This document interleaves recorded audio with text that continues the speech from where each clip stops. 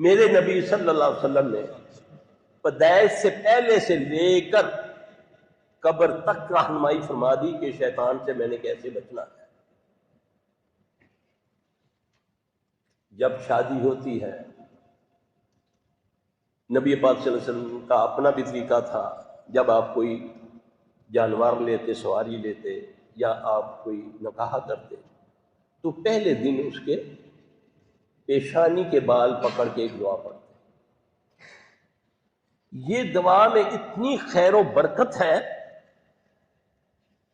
کہ ایک اس کو پڑھنے کے بعد اگر عورت یا مرد کو کوئی جناتی تکلیف ہے، شیطانی کوئی اثرات ہیں، اللہ کے فضل سے اس دعا سے وہ ٹھیک ہوتا ہے۔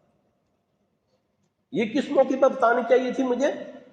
جب نکاح کے موقع پر میں بڑے بڑے درس تو دے دیتا ہوں، اس موقع پہ مجھے چاہیے نا اس دولہے کو، اس دلہن کو بتاؤں میں۔ پھر آپ صلی اللہ علیہ وسلم نے فرمایا جب تم اپنی جسمانی ضرورت کے لیے اپنی بیویوں کے پاس جاؤ تو یہ دعا پڑھ لیا کرو، بسم اللہ اللہم جنبنا الشیطان وجنب الشیطان وما رزقتنا۔ جب تم یہ پڑھتے ہو، شیطان سے مراد شیطان جن، وہ پیچھے ہٹ جاتا ہے۔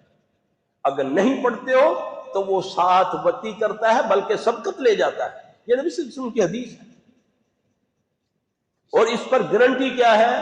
دیکھیں دنیا میں عیسیٰ بن مریم، اللہ فرماتے ہیں کہ اس کو شیطان نے نہیں چھوا۔ ایک صحابی ہے عمار بن یاسر، اس کے بارے میں رسول اللہ صلی اللہ علیہ وسلم نے فرمایا کہ اس کو شیطان نے، اے عمار بن یاسر تجھ کو شیطان نے نہیں چھوا۔